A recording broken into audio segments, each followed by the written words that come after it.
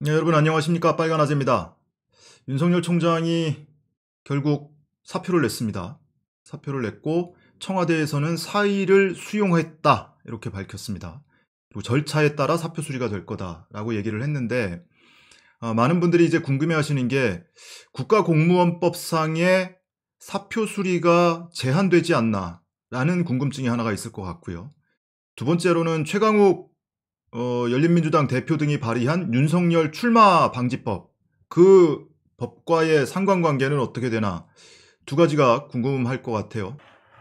자, 국가공무원법상에 퇴직을 희망하는 공무원의 징계 사유 확인 및 퇴직 제한, 의원 면직 제한에 관한 규정이 별도로 마련이 되어 있습니다. 그 중에 2항을 보시면 제1항에 따른 확인 결과, 이것은 뭐 이제 조사나 수사기관을 통해서 조사나 수사 중인 사건이 있는지 확인하는 절차를 이야기하는 거예요. 퇴직을 희망하는 공무원이 파면, 해임, 강등 또는 정직에 해당하는 징계 사유가 있거나 다음 각호의 어느 하나에 해당하는 경우 소속 장관 등은 지체 없이 징계 의결 등을 요구하여야 하고 퇴직을 허용해서는 안 된다. 결국 정직 등에 해당되는 징계 사유가 있는 경우에 퇴직을 허용해서는 안 된다. 이렇게 규정을 하고 있습니다. 그리고 그 세부 내용으로는 징계위원회의 정직 등에 해당되는 징계 의결이 요구 중인 때, 요구 중인 것이 아니고 이미 의결이 됐습니다. 그리고 조사 수사기관에서 조사나 수사 중인 때, 그리고 감사 부서 등에서 내부 감사 또는 조사 중인 때, 그렇다면 이 규정대로라면 징계 의결이 있었던 것이 지난 12월 16일일 겁니다. 지금 윤석열 총장이 징계 의결이 이루어지자마자 집행정지 신청을 내서 인용이 됐죠. 그래서 집행이 정지가 됐습니다. 효력이 정지가 됐어요. 그래서 직무 배제가 풀려서 직무를 복귀를 해서 지금 직무를 보고 있는 상태였죠. 그리고 또 하나 본안 소송이 있습니다. 이 징계 처분에 대한 취소 청구 소송이 있어요. 이것은 아직 재판 중입니다. 그러면 이 재판이 끝나거나 아니면 윤석열 총장이 소송을 취소할 경우에 징계가 확정이 되죠. 그럼 확정되고 2개월 정직을 마친 뒤에 사표 수리가 가능한 것 아니냐. 공무원법, 즉 국가공무원법을 보면 그렇게 보이죠. 윤석열 총장은 국가공무원법상 적용을 받는 특정직 공무원에 해당이 됩니다. 검사는 특정직 공무원에 해당이 되고 국가공무원법에 적용을 받습니다. 그런데 윤석열 총장이 이 국가공무원법에 적용을 받는데 일설에 의하면 소속 장관이 결정을 하는데 박범계 장관이 허용을 하겠다라고 결정을 하면 가능하다라는 해석도 있습니다. 그래서 이것은 명확하게 명문화된 규정은 아니고요. 이렇게 해석이 될 수도 있다.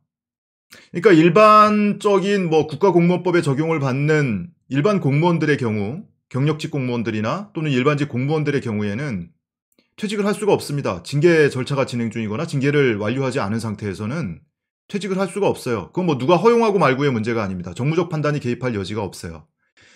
근데 이제 검찰총장에 관해서는 장관이 제청을 하고 인사청문회를 거치고 대통령이 임명을 하고 뭐 이런 좀 특수한 경우에 해당이 돼서 일반 검사와 달리 검찰총장의 경우에는 장관이 허용을 하겠다라고 하면 대통령이 재가를 할 수도 있다라는 해석도 있습니다.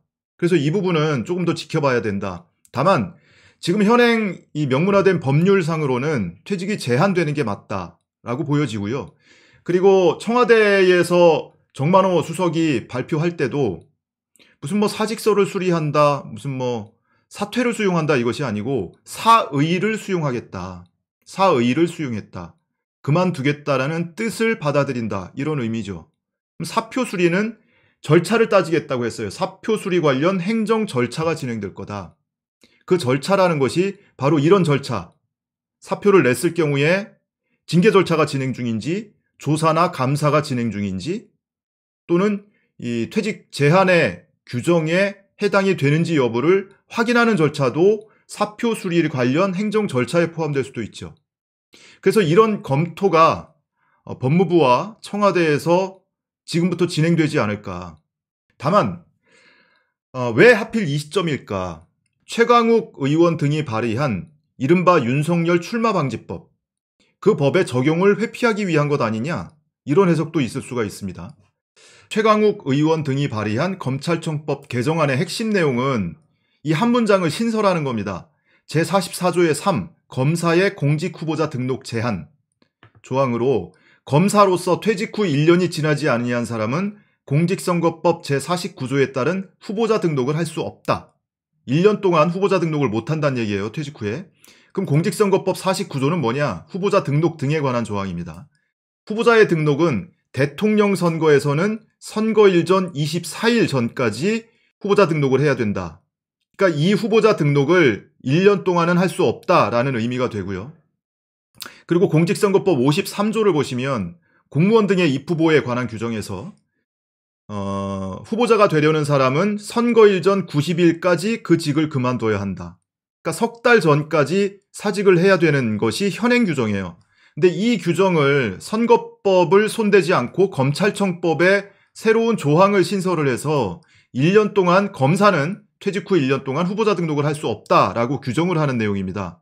그래서 이른바 윤석열 출마 방지법이라고 닉네임이 붙었죠. 내년 3월 9일이 대통령 선거입니다. 그러면 그 1년의 시점이라는 것은 올 3월 9일, 다음 주 화요일이에요. 며칠 안 남았어요. 오늘이 4일이니까 닷새 남았습니다.